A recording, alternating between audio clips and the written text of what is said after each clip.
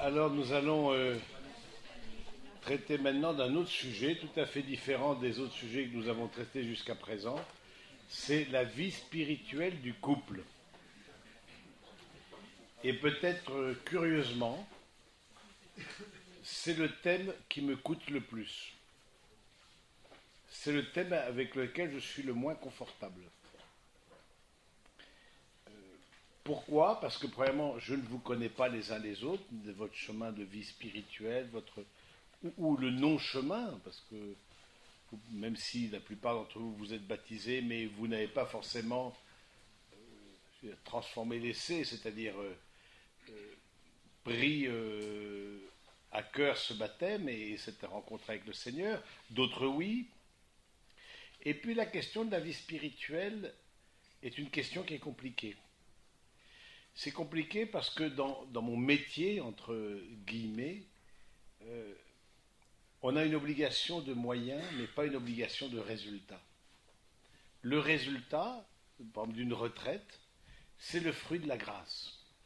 C'est-à-dire, ce que vous allez retenir de ce temps que vous avez vécu à l'abbaye, c'est le fruit de la grâce. Et donc, c'est d'autant plus complexe que je ne sais pas ce que vous retiendrez des pauvres paroles que je vous ai dispensées durant ces enseignements, et ce que le Seigneur a pu vous dire dans la liturgie, dans sa parole, et de là où vous en êtes dans votre vie de foi. Cependant, il me paraît très important d'aborder la question de la vie spirituelle du couple. Parce que la vie spirituelle du couple, ça touche à l'intimité, au cœur du couple. Dans le parcours que j'utilise pour préparer au mariage, je pose la question, est-ce que vous êtes un soutien pour la vie intérieure et spirituelle de votre conjoint? Intérieur et spirituel, c'est pas pareil. Intérieur, c'est tout ce qui est la vie des émotions, la vie on peut dire, de la psychologie. Et c'est important parce que les émotions disent quelque chose de nous, à tel point que Saint Ignace de Loyola, le fondateur des Jésuites, que vous connaissez bien, dit que ces émotions transmettent quelque chose de notre intimité avec Dieu. Les émotions ne sont pas à mettre de côté, ni à mettre sous le boisseau, mais au contraire à les prendre au sérieux et de dire, ça dit quelque chose de notre rencontre avec le Seigneur. Ça indique, à travers consolation et désolation, ça indique notre rapport avec Dieu. Donc la question de la vie intérieure est importante, mais la vie spirituelle, c'est autre chose. La vie spirituelle dit l'accueil d'une transcendance, l'accueil d'un autre. Et là, c'est là où c'est parfois complexe, parce que chacun d'entre vous, la plupart vous êtes baptisés, etc., mais vous avez eu un contact avec la foi catholique assez différent. Ça peut être un contact assez social, à travers les établissements scolaires, par exemple, catholiques que vous avez fréquentés pour un certain nombre d'entre vous, à travers vos familles, vous sentez que vous êtes né dans une famille catholique, grosso modo, vous êtes catholique, voilà, comme plupart d'autres sont nés dans une famille hindoue, ils sont hindous, voilà, mais vous n'avez pas forcément, vous n'êtes pas forcément approprié les dimensions de cette vie spirituelle. D'autres, au contraire, ont fait une vraie rencontre avec le Seigneur. C'est-à-dire, le croyant n'est jamais seul. Le croyant, c'est celui qui a expérimenté à tâtons une présence. Et je trouve parfois ce qui est dommage dans ce qu'on transmet de l'Église catholique, c'est qu'on transmet plus une morale qu'une spiritualité. On transmet plus de permis interdits qu'une rencontre. Et je trouve que c'est dommage parce que ça ne met pas le curseur au bon endroit. La question de la rencontre avec Dieu, elle est cruciale. Et pour vous qui vous préparez au mariage, et et peut-être qu'ils remettaient un pied dans l'église. Moi, j'accompagne beaucoup un nombre de couples. Voilà, ils ont été baptisés, catéchisés, ils ont eu tous les stempels, tous les tampons, etc. C'est possible et imaginable, dans les écoles catholiques, etc. Au moment de la vie étudiante, bon, j'ai témoigné d'étudiants, on voit bien que c'est pas le cœur de la vie spirituelle qui est le moteur de la vie étudiante. Mais bon, et puis arrive le mariage. Le mariage, vous rentrez dans une transmission. Transmission des gènes, transmission d'un patrimoine, transmission d'une foi. Et donc, c'est autre chose, vous jouez dans une autre cour. Du coup, vous êtes interrogé sur votre propre foi. Et le fait de choisir de vous marier à l'église, ça dit quelque chose de la transmission de ce que vous avez reçu. Maintenant, je ne suis pas forcément à l'aise avec le fait, ce discours-là que j'entends souvent, nous avons les mêmes valeurs. Je ne suis pas très à l'aise parce que la vie de foi, c'est pas d'abord adhérer à des valeurs. La vie de foi, c'est adhérer à une personne, la personne de Jésus. Et c'est par son Esprit Saint que nous découvrons qui est la personne du Christ. Et j'allais dire, il y a beaucoup de pratiquants non croyants. Il y a des personnes qui pratiquent l'Évangile, qui sont des bonnes personnes, des hommes et des femmes de bonne volonté, mais qui n'ont pas fait cette rencontre personnelle avec le Seigneur, qui n'invoquent pas une transcendance.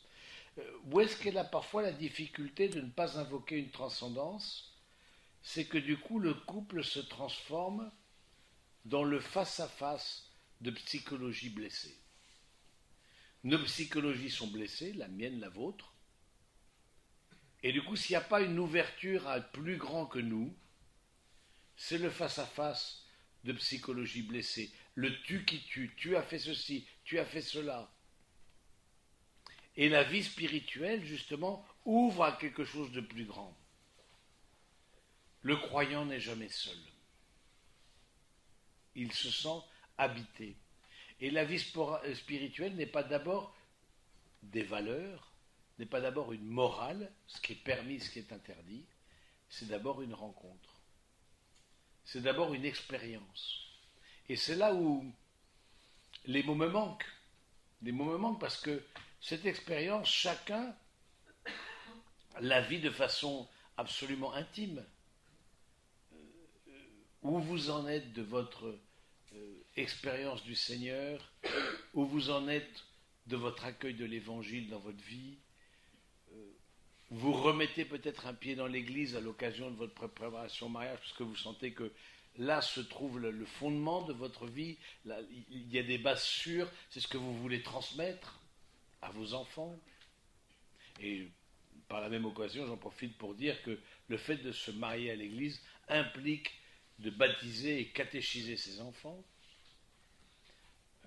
Sinon, on ne peut pas se marier à l'église.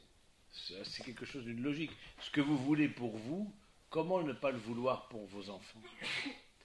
Et donc, c'est vrai que c'est un thème qui est compliqué. En tout cas, j'ai parfois du mal à le traiter parce que je me dis c'est tellement, je veux dire, c'est presque plus intime que la relation charnelle des époux.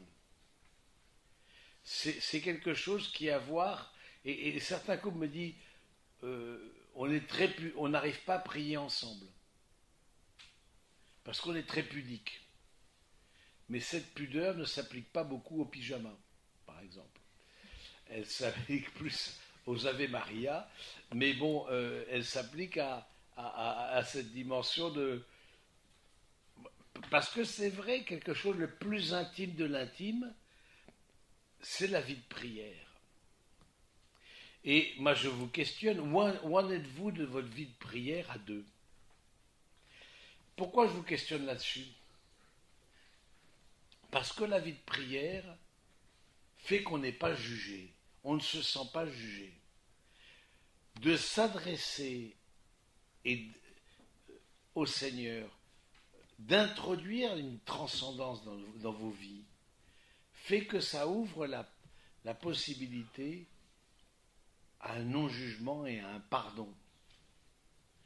Nous ne sommes pas simplement nous deux, nous sommes nous trois.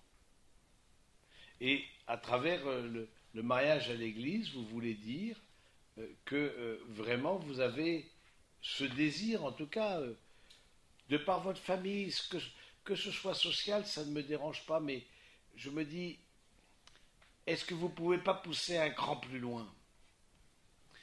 Bon, je pense que la grande majorité d'entre vous, vous avez fait des études supérieures, mais je trouve qu'il y a un gap entre votre professionnalisation qui vraiment est là au rendez-vous et vous avez travaillé dur pour avoir les compétences que vous avez et la connaissance de votre foi. La foi, elle est dans l'intelligence. C'est élever l'intelligence à des réalités qui ne sont pas accessibles uniquement aux cinq sens. La foi, c'est aussi une connaissance. Comment croire sans connaître? Comment connaître sans croire? Et donc, je trouve que en tout cas, je vous invite à ce que ce mariage à l'église ne soit pas un one-shot, c'est-à-dire quelque chose une sorte de moment de spiritualité, et que l'autre moment de spiritualité soit votre enterrement, par exemple. Bon, ce serait un petit peu dommage. Ce sera aussi un moment de spiritualité, vous serez moins acteur. Et donc, du coup, de se dire que où est-ce que vous en êtes de votre formation chrétienne? On sait bien la question de la formation dans les entreprises, c'est quelque chose qui est permanent. Il y a non seulement votre formation initiale, les écoles, la faculté que vous avez suivies, etc. Mais on voit bien que dans le monde de l'entreprise, dans le monde du travail, la formation, elle est continue. Il en va de même dans la vie spirituelle. La formation, elle est continue. C'est pas juste la formation initiale que vous avez. Si vous en êtes resté au catéchisme de votre première communion, alors que par ailleurs, vous êtes ingénieur, vous êtes avocat, vous êtes comme ingénieur commercial, vous êtes, voilà, des compétences que vous avez, vous êtes notaire, vous êtes juriste, vous êtes... Parce que, où est le problème? C'est que celui qui a grandi, c'est-à-dire celui qui a grandi en formation professionnelle, juge l'enfant de la première communion. Ça, c'était bien quand j'étais enfant. Mais maintenant, c'est plus vraiment d'actualité, puisque moi je suis ingénieur, je suis avocat, je suis notaire, je suis graphiste, voilà, je suis commercial, j'ai toute une compétence, je suis auto-entrepreneur, voilà. Et si vous ne prenez pas au sérieux la formation spirituelle, et c'est vrai que l'Église catholique offre, j'allais dire, une étendue au niveau intellectuel impressionnante, un compendium intellectuel qui peut vraiment élever vos esprits. Et du coup, interrogez-vous durant cette préparation au mariage, au niveau de vos lectures, est-ce que vous avez pris le temps de lire, de travailler ensemble un certain nombre de choses, au niveau de votre formation, il y a beaucoup de choses qui existent en podcast, etc., sur Internet, sur le couple, mais aussi de votre connaissance de Jésus. Est-ce que vous avez lu déjà un évangile en entier? Dans les couples que j'accompagne, je leur demande de lire l'évangile de Saint Luc, en entier. Parce que justement, que cette préparation au mariage ne soit pas juste la réponse à des valeurs ou au schéma familial. Tout le monde dans notre famille se marie à l'église. Très bien, je ne peux pas être contre. Mais vous sentez que, moi, comme prêtre, je me dis, oui, mais où est-ce qu'ils en sont de cette connaissance de Jésus? Où est-ce qu'ils en sont à l'âge adulte, à l'âge que vous avez, de cette expérience de foi? Où est-ce qu'ils en sont de leur vie de prière? Où est-ce qu'ils en sont du pardon? Parce que le pardon et la prière sont liés. Pardon et prière, c'est lié. Et donc, le fait d'être de pardonner, c'est aussi parce qu'on a estimé, on a expérimenté qu'on a été soi-même pardonné. Et l'expérience qui vous a été proposée hier soir, à travers la veillée de prière et d'adoration et de réconciliation, c'est justement cette expérience qui est aussi une expérience de couple, de fait de se pardonner. L'accueil d'une transcendance, et encore une fois, quand je dis l'accueil d'une transcendance, ça peut paraître un peu évaporeux, un peu pas très concret, mais de façon plus claire, peut-être plus concrète. L'accueil d'une transcendance, par exemple, est-ce que vous avez une croix? Est-ce que vous aurez une croix dans votre habitation, dans votre domicile? Est-ce qu'il y aura un coin prière? Est-ce que... Oui, l'accueil d'une transcendance, ça peut être tout simple. Moi, je suis un adepte de la foi du tangentiel, c'est-à-dire, vous savez, la tangente à un cercle, c'est la droite, ceux qui ont un peu fait de physique, etc.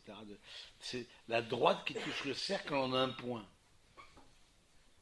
Et si cette droite, voilà, le cercle c'est nous et cette droite c'est Dieu, parfois il ne faut pas beaucoup de choses pour affirmer la transcendance, mais juste la présence d'une croix, d'une icône, d'un coin prière, et pourquoi pas d'un certain nombre de rituels que vous avez mis en place. Je pense particulièrement à des rituels assez simples comme la bénédiction du repas. Est-ce que vous êtes prêt à mettre en place ce rituel de bénir le repas le dimanche, qui est le jour du Seigneur, même si vous avez vos familles ou vos amis invités? Est-ce que vous êtes prêt à bénir le repas? Oui, il y a parfois une fausse pudeur, une mauvaise pudeur, qui n'aide pas. Hein, je ne veux pas imposer, je ne veux pas gêner, non. Non, tu ne gênes pas. Les gens viennent chez toi, ils accueillent comme vous venez chez nous ici, chez les frères, ben ils accueillent comme ça fonctionne. Nous, on bénit, on rend grâce, etc. Bon, on met un peu le taquet un peu loin, etc. Parce que voilà, on est des pros du truc. Mais, entre guillemets, vous n'êtes pas obligé de faire pareil. Mais où est-ce que sont les points de rencontre avec la présence de Dieu dans vos vies? Quels sont les rituels concrets? Je pense à la bénédiction du repas. Moi, j'invite, j'accompagne quand c'est un couple catholique, tous les deux, mais de par tradition, dans les écoles catholiques, baptisés, tutti quanti, bon. Mais ils disent eux-mêmes, mais nous, on n'est pas des pratiquants. On n'est pas des pratiquants ou occasionnels des grandes fêtes. Et je leur dis, mais pourquoi vous ne feriez pas un geste tout simple de vous bénir, comme ça, de tracer la croix sur le front de l'autre, avant de vous coucher. C'est-à-dire que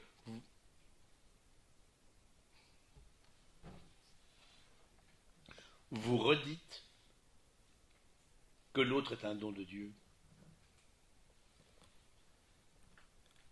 Vous redites que l'autre est une grâce.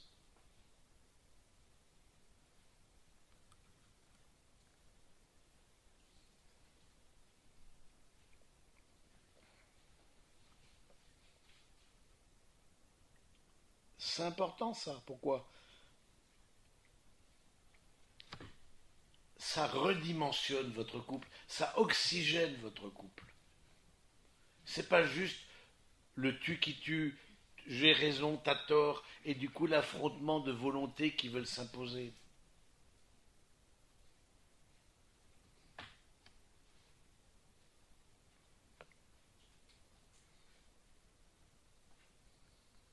Vous vous remettez dans l'humilité.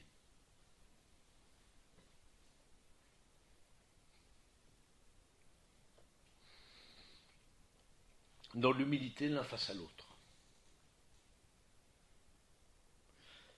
Le combat spirituel, c'est le combat pour l'humilité. C'est le combat que vous et moi, nous avons à livrer. Tous, nous avons un combat spirituel. Tous, nous avons à accueillir l'autre comme un don. Tous, nous avons à redécouvrir l'autre comme une grâce pour notre vie.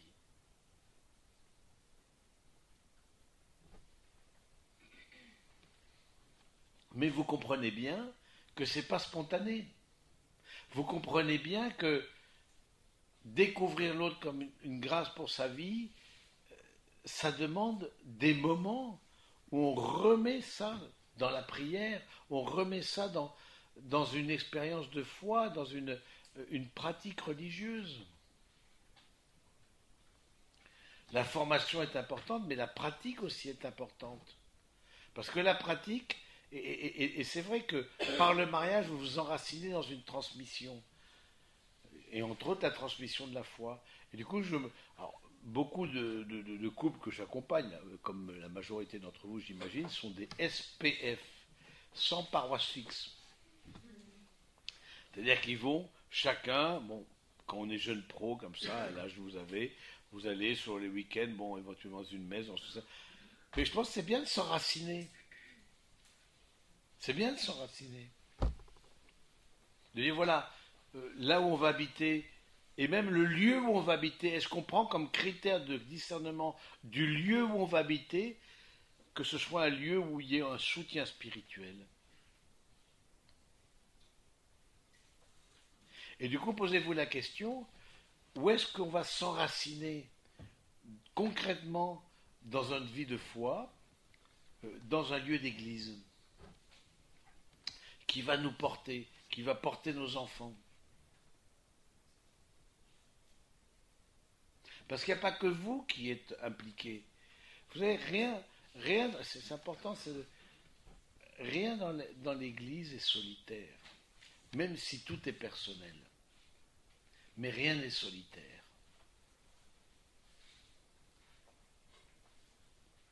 Je ne peux pas dire je sans dire tu. Je ne peux pas dire tu sans dire nous.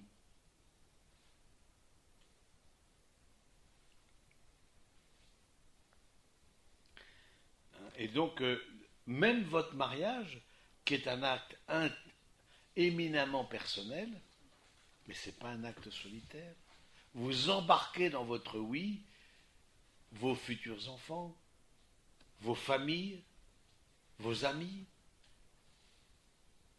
Il y a un corps auquel vous appartenez par le baptême. Vous redites oui à cette appartenance au corps qu'est l'Église, à cette communauté des croyants, qui est imparfaite comme nous sommes imparfaits.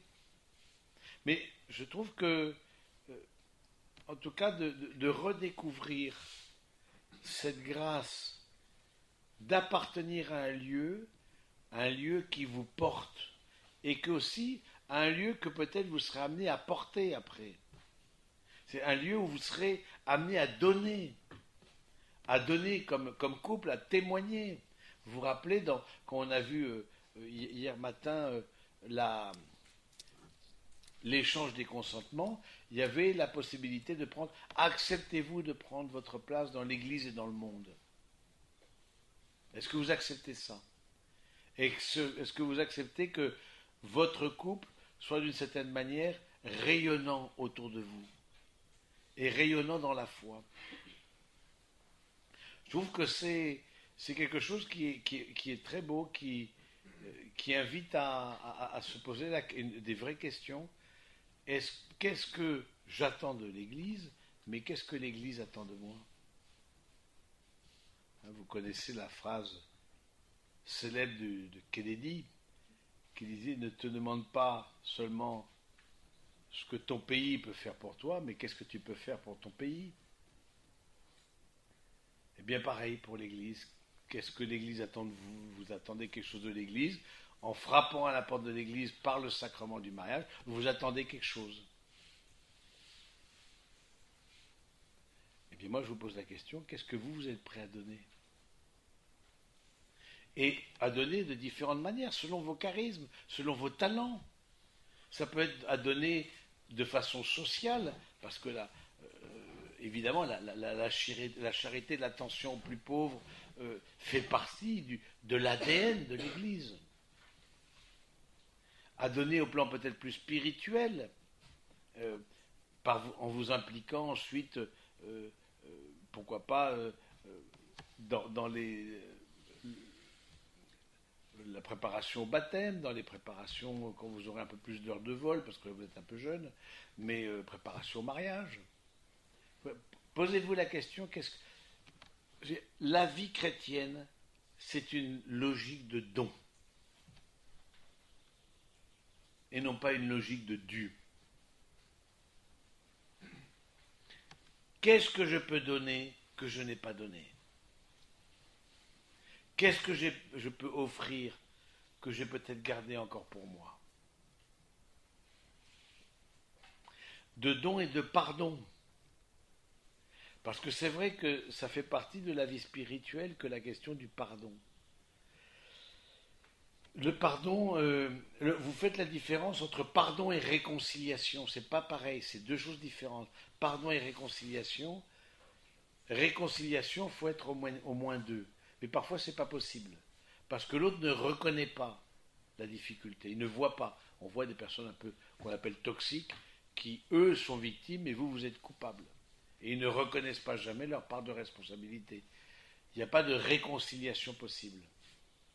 En revanche, le pardon est toujours possible. Le pardon est quelque chose de personnel. À quoi est-ce qu'on voit qu'on a pardonné? Des injustices qu'on a pu subir dans nos familles, dans notre vie professionnelle, auprès de nos amis, ou même peut-être dans notre couple.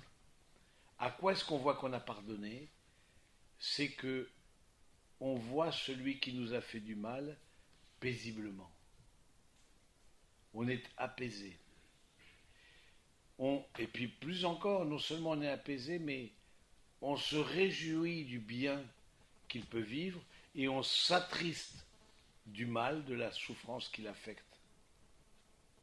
Et donc, pardonner fait partie, dans la vie spirituelle du chrétien, de quelque chose qui est tout à fait lié à la vie de prière. Prière et pardon sont liés. Parce que je prends conscience que moi-même, j'ai besoin d'être pardonné par le Seigneur. Moi-même, j'ai besoin d'une miséricorde. Parce que je ne suis pas parfait. Parce que voilà, j'ai des tas de défauts. La sainteté n'est pas la perfection. C'est pas l'impeccabilité, la sainteté. La sainteté, c'est la perfection dans l'amour, c'est-à-dire dans l'humilité. Et donc, et ça, nous en sommes tous capables. Être impeccable, je ne le suis pas. Vouloir grandir dans l'humilité, vouloir grandir dans l'accueil de l'autre tel qu'il est, et j'ai bien aimé l'homélie du Père Maximilien, que je trouve était très pertinente pour votre préparation au mariage, eh bien, vouloir grandir là-dedans, c'est un lieu de sainteté. Vous vous rappelez que, au fond, à travers la vie spirituelle, vous vous redécouvrez comme un don de Dieu, mais à travers la vie spirituelle, vous ouvrez à plus grand que vous. À travers la vie de prière, vous ouvrez à plus grand que vous.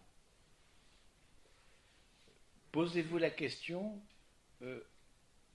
quel temps de vie spirituelle nous allons prendre? Qu'est-ce qui peut-être s'oppose à la vie spirituelle? Je vois deux choses qui s'opposent. Un, le perfectionnisme. Deux, l'activisme. Perfectionnisme et activisme s'opposent à la vie spirituelle, s'opposent à la dimension contemplative de nos vies. Parce que la vie spirituelle, il y a une dimension contemplative. C'est accueillir la réalité comme un don, comme un cadeau, comme une grâce, et comme une action de grâce. La contemplation, ça nous pousse à l'émerveillement, et l'émerveillement nous pousse à l'action de grâce. C'est quoi l'action de grâce? C'est remercier. Est-ce que vous remerciez ensemble? Est-ce que vous vous remerciez l'un pour l'autre? Est-ce que vous rendrez grâce au Seigneur l'un pour l'autre? Et donc oui, c'est vrai que la vie spirituelle a des ennemis. Activisme et perfectionnisme sont les ennemis de la vie spirituelle. Parce que l'activisme, c'est quoi? C'est vouloir mettre dans 24 heures plus que 24 heures, c'est-à-dire blinder le temps et faire que les actions que je mène, les projets que je mène soient supérieurs à ma vie de foi, ce qui fait que je ne laisse plus de place pour la vie de foi dans mon couple, pour une dimension transcendante, pour un émerveillement. Je ne laisse plus de place. Parce qu'il n'y a plus de place, parce que j'ai tellement blindé l'agenda qu'il n'y a plus de place. Et la vie, le perfectionnisme, c'est un ennemi de la vie spirituelle, parce que le perfectionniste, c'est celui qui voit toujours le point noir dans la page blanche. Celui toujours qui voit ce qui ne va pas. Or, quand on est croyant, on est dans une confiance. Et non seulement une confiance, mais une bienveillance. Quand on est croyant, on est dans une bienveillance l'un envers l'autre. Oui, je vois tes défauts, je vois tes difficultés, mais je vois aussi tes charismes et je vois tes talents. Et donc, le perfectionnisme, certainement, s'oppose à la vie spirituelle, à la vie de foi, parce que c'est quelque chose qui, d'une manière ou d'une autre, nous enferme sur nous-mêmes, enferme l'autre, ne laisse pas la place à la fragilité. Est-ce que vous êtes capable de vous dire l'un à l'autre vos fragilités? Est-ce que vous êtes capable de vous dire l'un à l'autre vos points faibles? Le mariage, c'est l'union de deux pauvres. Et donc, de se dire, voilà, il y a des choses où j'y arrive pas, j'ai besoin de ton aide. Est-ce que le fait d'être avec l'autre, ça m'a tiré vers le haut? Est-ce que le fait d'être avec l'autre, ça m'a encouragé dans une plus grande dynamique spirituelle ou découragé? Ça m'a encouragé ou découragé dans mes projets? Oui, je pense que cette question de la vie de foi, elle irrigue toute notre vie. C'est ça qu'il faut bien comprendre. C'est que pour le chrétien, la vie de foi irrigue. Ça vient donner à toute la vie, que ce soit la vie, on a parlé de la vie professionnelle, du rapport à l'argent, de la sexualité, des familles, du rapport aux familles, etc. Ça vient irriguer, ça vient illuminer toutes ces réalités. Ça vient redonner sens à toutes ces réalités. Et si vous êtes ici, c'est bien que vous êtes en quête de sens. C'est bien que vous êtes en quête de quelque chose qui donne une orientation à votre couple. Oui, je pense que c'est important de vous poser la question déjà, est-ce que vous avez pris le temps de prier ensemble? Est-ce que vous voulez faire un pas dans ce sens? Et parfois, encore une fois, il y a beaucoup de pudeur là-dessus. Mais de pudeur qui sont parfois mal placées. Voilà, prier ensemble, c'est se mettre ensemble face à quelque chose de plus grand que nous. C'est remercier, c'est accueillir l'autre comme un don. Et puis, posez-vous la question, où est-ce que nous en sommes dans les rituels? Qu'est-ce que nous voulons en mettre en place pour qu'il y ait une certaine présence du sacré dans notre vie? Quelque chose qui nous dépasse. Qu'est-ce qu'on veut mettre en place? Qu'on ne soit pas juste le face-à-face de psychologie blessée, mais qu'on s'ouvre à plus grand, qu'il y ait une sorte de respiration, une oxygénation plus grande que nous-mêmes. Parce que le chrétien, c'est celui qui porte en lui-même plus que lui-même. C'est ça la définition du chrétien. Il porte en lui-même plus que lui-même. Il découvre que, comme dit saint Paul, nous portons dans des vases d'argile, c'est-à-dire nos humanités, des trésors. La foi chrétienne, c'est la foi, nous sommes notre religion, la religion chrétienne, c'est la religion du vertige. Ça veut dire quoi? Ça veut dire que c'est cette intuition, à tâtons, on perçoit que en nous et dans notre couple, il y a quelque chose de plus grand que nous-mêmes qui se joue. Il y a quelque chose de supérieur à nous-mêmes qui se joue.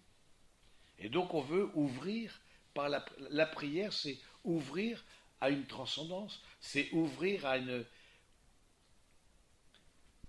espérance, parce que c'est ouvrir à une espérance, clairement.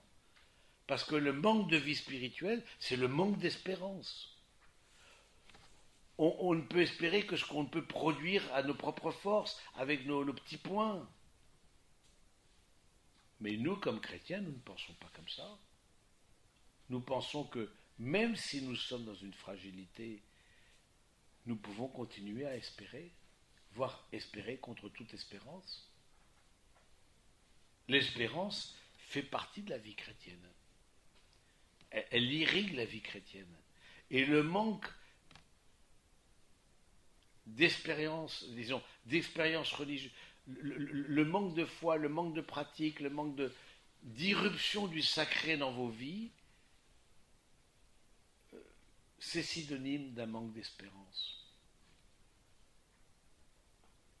C'est-à-dire que vous dites, je ne peux que ce que je peux faire à vue humaine. Non, nous ne croyons pas ça. Nous sommes la religion du vertige.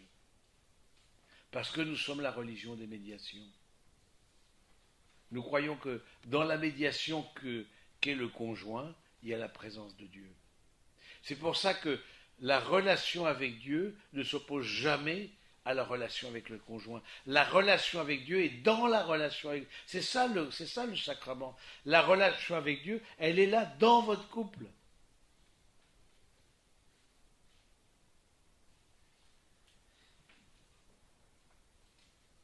Si à un moment donné il y a une opposition, c'est que vous mettez mal le curseur n'est pas à sa place. Si entre aimer Dieu et aimer son conjoint, il y a une opposition, il y a quelque chose qui ne va pas. Vous n'avez pas bien compris le système, comment ça fonctionne. C'est justement, nous sommes la religion de l'incarnation. Donc, dans la personnalité, la personne humaine qu'est le conjoint, dans cet amour-là, se donne l'amour de Dieu. À tel point que c'est un sacrement, un signe visible d'une grâce invisible.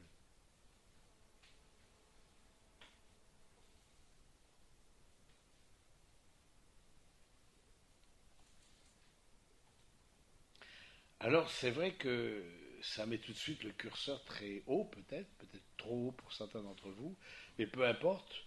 Une retraite, c'est fait pour vous ouvrir vers plus grand, pour vous tirer vers le haut, peut-être vous ouvrir d'autres horizons que vous n'aviez pas jusqu'à présent.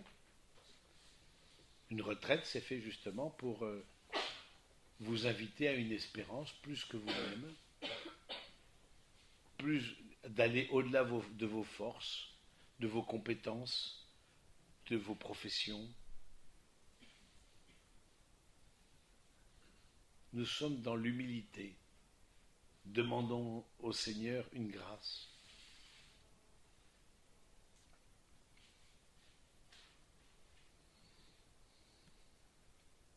Et la vie matrimoniale, telle que nous la concevons dans le cadre du mariage à l'Église, la vie matrimoniale, c'est vivre de la grâce. C'est là où, j'allais dire, ça nous échappe. Parce que la grâce, elle vient, elle ne vient. La rencontre avec le Seigneur, c'est pas d'abord des valeurs. Je vous l'ai dit, c'est pas d'abord des valeurs.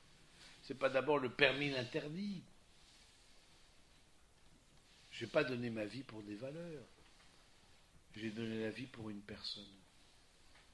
La personne du Christ.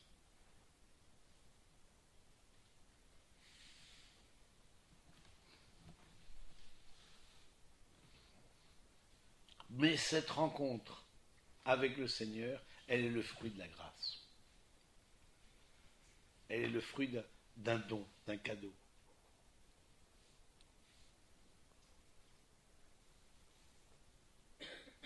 Alors, grâce qu'on peut demander le jour de vos noces, je vous l'ai dit, n'hésitez pas à demander des grâces. N'hésitez pas à vous ouvrir Le ciel s'ouvre pour vous ce jour-là.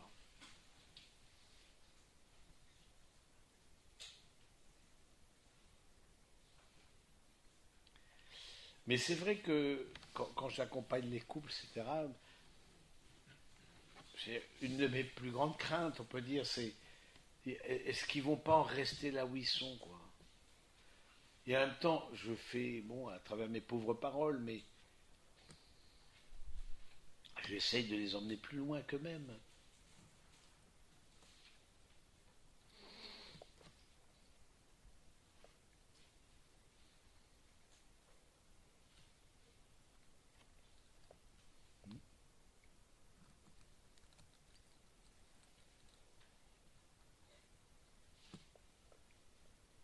Mais comment les ouvrir à plus grand?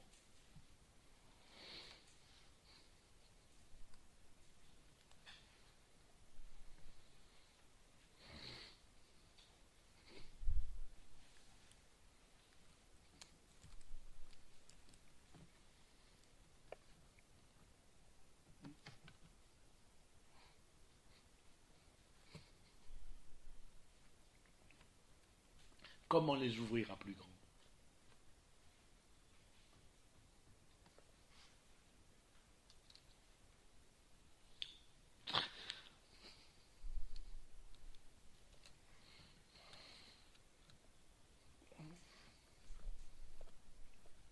Être prêtre,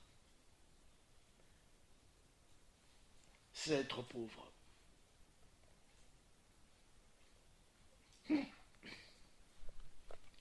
Parce que justement, la grâce ne dépend pas de nous. Ce sont nos pauvres paroles qui peuvent être le vecteur, mais la rencontre, elle n'est pas de nous. On n'est pas dans un, je sais pas quoi, parfois des dynamiques de groupe, on va se mettre en cercle, je crois, non, c'est pas ça la foi. C'est pas l'autoconviction, c'est pas de l'auto-persuasion, c'est pas ça.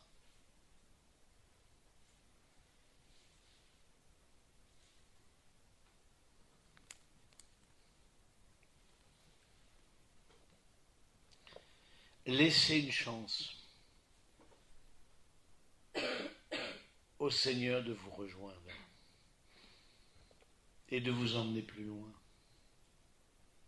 et de faire de vous des témoins.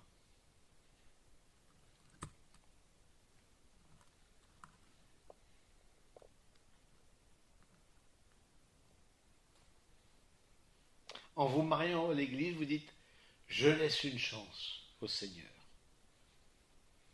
d'ouvrir mon cœur à une rencontre.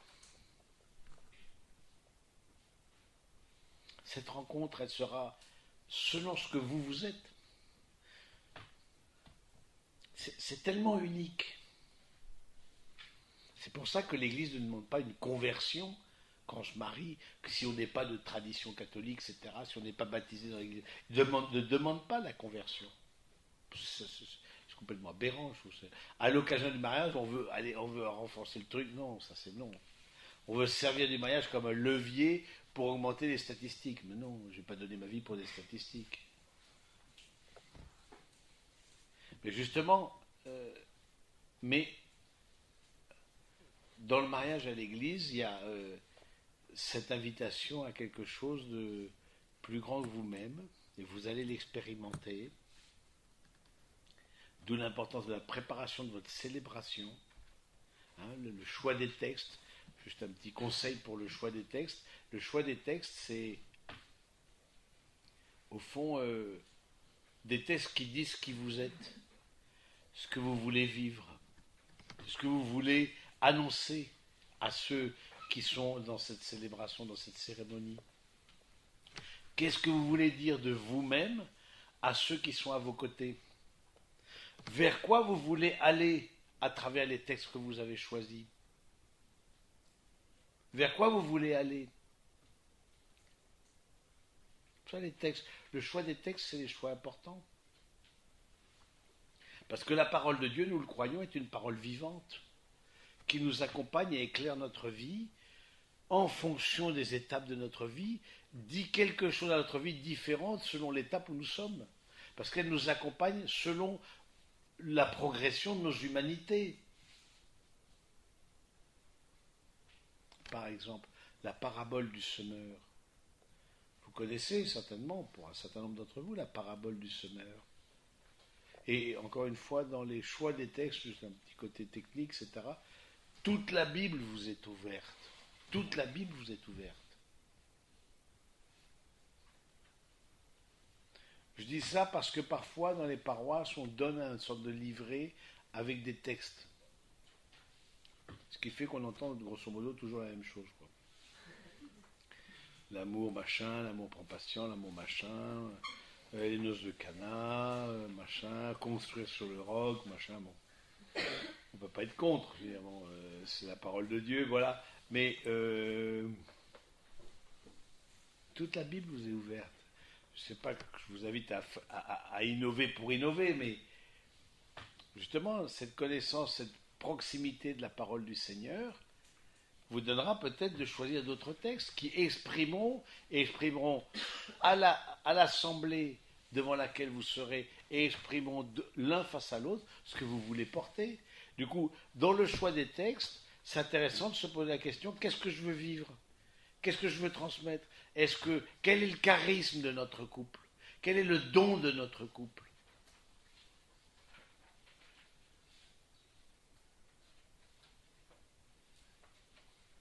Est-ce que c'est l'accueil, par exemple? Est-ce que c'est le soutien? Est-ce que c'est la compassion? Est-ce que c'est l'annonce de l'évangile? Est-ce que c'est l'accueil du plus pauvre, le soutien à la personne qui est en précarité? Quel est le charisme de votre couple?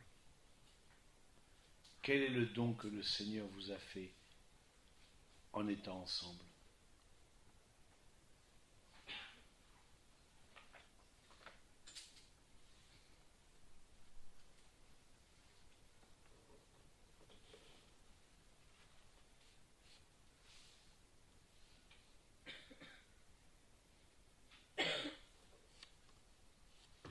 Et de là, vous choisirez votre parole. La parole exprimera qui vous êtes. Et exprimera à l'assemblée ce que vous voulez vivre. Et vous en ferez mémoire, vous la relirez pour vous dire, voilà, au jour de nos noces, voilà ce que nous voulions vivre. Où en sommes-nous aujourd'hui?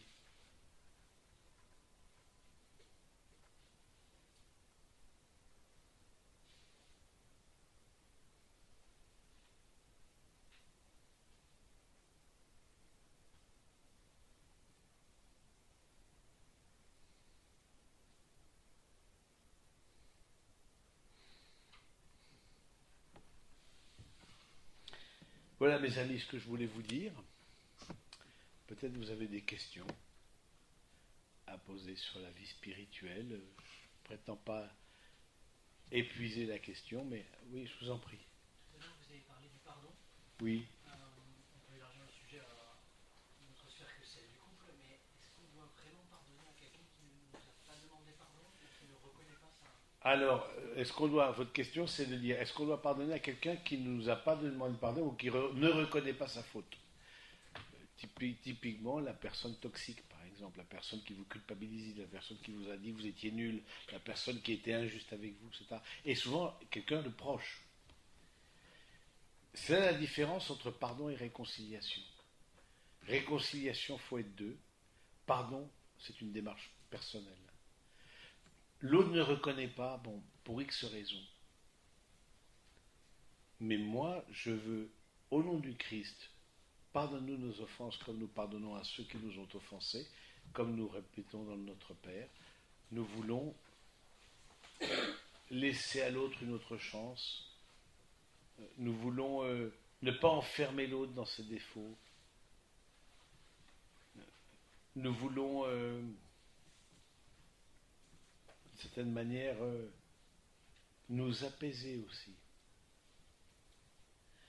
Parce qu'une des vertus du pardon, c'est l'apaisement. L'autre a son chemin, il n'arrive pas à reconnaître ses problèmes, c'est son problème. C'est pas à toi de voir, c'est à lui de voir. Il n'a pas la lumière, il n'a peut-être pas l'humilité, on ne va pas se faire juge des intentions. Mais pour ce qui tient à moi, que je puisse penser à l'autre paisiblement et que je puisse lui désirer du bien, c'est ça le signe du pardon. Et ça, c'est dans un travail intérieur. Et c'est un travail dans la prière. Parce que je prends conscience aussi que moi-même, j'ai besoin d'être pardonné. Donc, cette question du pardon est très intimement liée à la vie spirituelle. Et un manque de vie spirituelle fait qu'on laisse des béances ouvertes parce qu'on a été victime d'injustice dans nos familles, dans ceci, on était tous en ruminé, on est en train d'en vouloir, de râler, voire de désirer du mal pour l'autre. Au contraire, tu sens que tu as pardonné parce que dès qu'il vit quelque chose de bon, tu te réjouis. Et tu lui désires de vivre des choses bonnes. Je désire que toi tu vives des choses bonnes, même si tu m'as fait du mal, même si tu as été injuste. D'autres questions? Oui.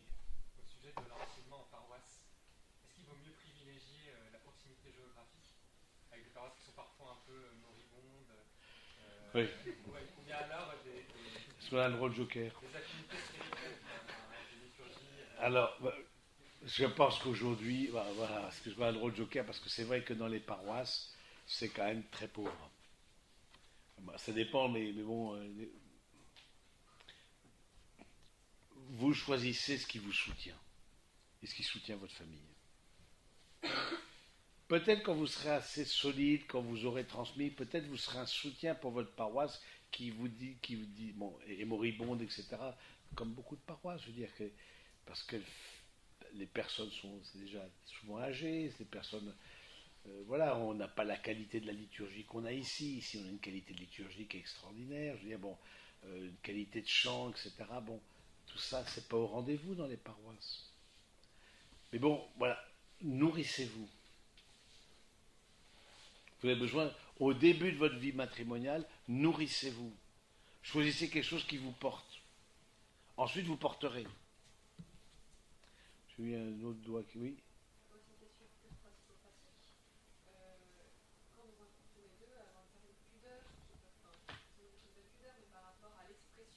Oui.